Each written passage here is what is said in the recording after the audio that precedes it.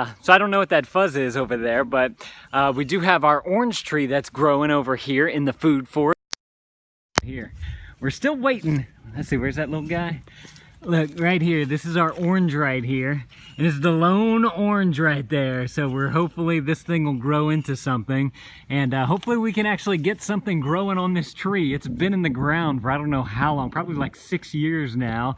And nothing has really produced as of late. So we're gonna kind of watch that thing, see how it's going. Now, looking over here, we picked all the melons that were in here.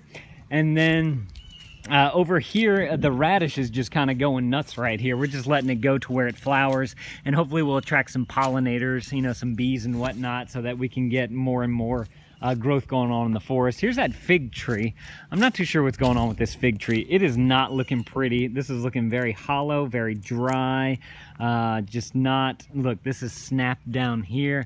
I'm assuming a critter came to that maybe. I don't know what's going on with that fig tree. I don't think it's gonna make it, honestly. Over here we have some, there's a couple of tomato plants that we planted on this side, and we actually have a few still producing here, which is great. Nice little zebra tomato there. As you can see, all the mushrooms on the ground as well right there. Those are looking good. I love seeing the mushrooms because it tells me that the soil is really working and is decomposing and just building that stronger foundation, as I was saying in part 1 of this video. We got a few melons down here too. This is very exciting because we did not expect these melons to actually do anything. And all of a sudden, boom, we have one right there, another one right there. There's another one over there. And you know, you usually think of melons as like a summer crop, and it's definitely fall now. So I'm not too sure what's going on with those. But we're happy to have them there. There's a blueberry bush right here. We planted a couple of others in the front as well. So hopefully we get some good cross-pollination there so we get more blueberries coming soon. Like I was saying, guys, the peppers have exploded. And look at this guy right here. Look at those couple of peppers right there. Look at this beefy guy right there. That looks delicious. And then we also have a couple of little guys coming through right on here. Oh man, it's really hard for y'all to see. Let me get out of the shadows. Right there, you got another one, and there's a couple more in there, and there's a few others around back as well that I want to show you guys as well. The tomatoes in this area right here are really starting to die off. I think it's just getting too much sun and too much heat, so it's not really producing that much, except for this guy right here. It seems like this guy is kind of flourishing in the heat, so it must be a different species of tomato, but we haven't seen anything growing on it yet, so I'm kind of curious to see what happens with this guy right here. There's also some wildflowers that my daughter planted right there, so we're letting those grow, and they're attracting a ton of pollinators, and they look pretty. We need to kind of clean up this area if we're going to do something for the fall, maybe put down another layer of wood chips right there. This is that wire fence. I talked about this in an earlier video, and we basically used a staple gun and just stapled some of this wire fencing to the back of the wooden fence, and we used that as a trellis for a lot of our vining plants right there, and that worked really well. We also used sunflowers as a good trellis, especially those mammoth sunflowers. That worked really well as well. Let's go back to the back here, and we'll take a look at the garbage heap that we got going on, because it's actually producing, which surprised us. There's the composter. If y'all watched part 1 of this video, this is the Yimby Tumbling Composter. Should definitely go and check that out. I'll link it up down in the description below. It's the #1 selling one of the best sellers, and it's like one of the cheapest ones on Amazon. I mean, it's just a tumbling composter. It's plastic that can tumble, so you don't really need that much for it, and it's the cheapest one, and it works great, so I can highly recommend it. We also have these are our what are these called? Cowpeas right here. And I showed you on the previous, no, on Instagram. I think it was on KRISTA's Instagram. All these little bugs that are that have been hanging out on these cowpeas. It's been really interesting watching them and seeing how they stay in this particular area. I don't know if these are all shriveled up because they've sucked the life out of them or what, but it's just been kind of fun seeing that life here in the garden. I love seeing all the animals coming, the birds and the butterflies and the dragonflies, because it just tells me that something's right here. You know, creatures want to live here, so something is right here. Does that make sense? It makes sense to me. So this is the garbage heap right here. Are y'all ready for this? There's so many tomato plants in here. We did not expect to get all these tomato plants right here. It is just insane how many there are. I mean, just all throughout here, there's just tomato plants, tomato plants, tomato plants. We did not expect for any of this to happen. All of a sudden, within the past couple of months, mushrooms started coming up, like this guy right here. And then once the decomposers came and they broke down everything, it just really started to make these plants flourish. And we've been getting a ton of tomatoes out of there now, which is very exciting. And then we also have even more growing on the fence over here. Here's a juicy one right there. There's another smaller guy down there.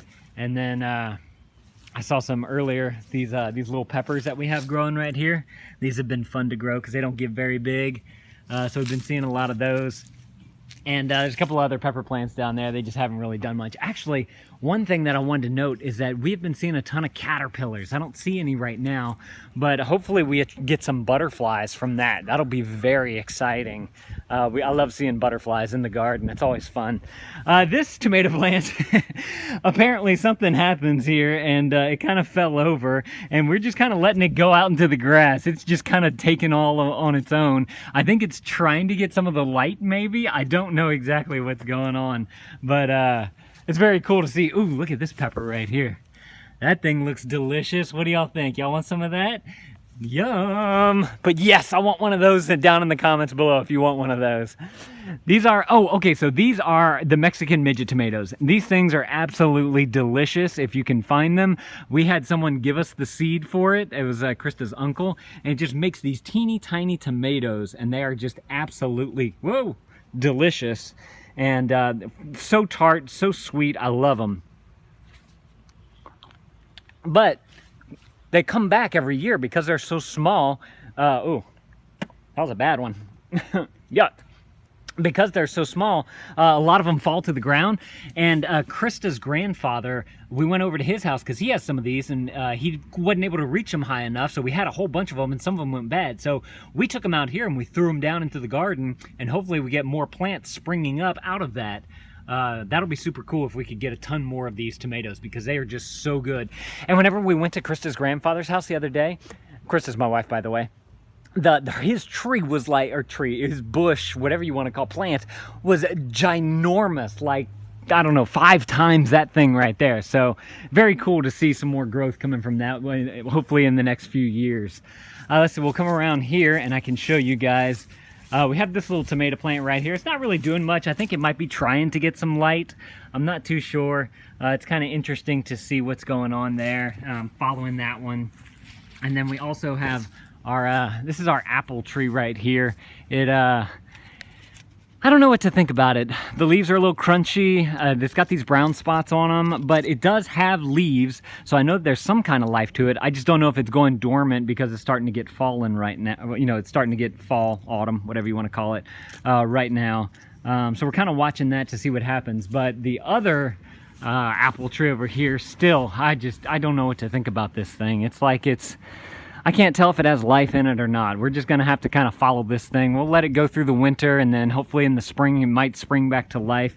Maybe we'll prune it down a little bit. I don't know what to expect from this thing. So that's kind of been, this is one of the downsides of our food forest, is that this apple tree hadn't done more. I would have liked to see that do more. We also planted these blueberry bushes that we're going to be watching more whenever the springtime comes, because we planted them late, but we got them at the nursery, and hopefully they do well. I know that, you know, they usually do better whenever they have another blueberry plant to cross-pollinate with. So we have another one that we planted over that way, and then we also have the one over here that we planted that I showed you already. In the herb garden here, the mint is starting to take over. For a while there, it wasn't doing anything. I think it may be because it was too hot, but mint is just a delicious herb that's super easy to grow. So if you guys are looking to grow something even indoors, you can just get a sprig of mint, like get a couple leaves with a little stem on it, put that into some dirt, and it should pop to life for you. And then this thing just kind of takes over. It just starts to travel everywhere.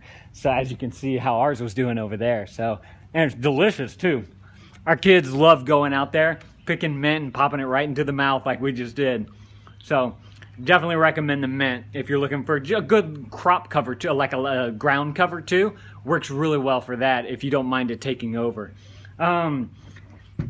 So if you guys are interested in establishing a food forest, you want to create a food forest in your backyard, make sure to click that subscribe button. We're doing ours here. We started about 6 months ago, and I'd say that we're doing pretty good. We got a good handful of veggies, cucumbers, peppers, tomatoes, a little bit of grapes, and tons of melons. So it seems to be doing all right. If you guys want some of that, click that subscribe button. If you guys are interested in that, smash that thumbs up button. That's always definitely very much appreciated. Thank you guys for watching. What do we say here? Well, I always forget my ending for these things. Oh, look, this is the new addition to the food forest, the lawnmower. I'll link that up down below. I had to get a new one. Find out more about that on my Dad Reviews channel. What do we say to end these? Keep composting stuff and growing things. I never can remember what we say. Bye, guys.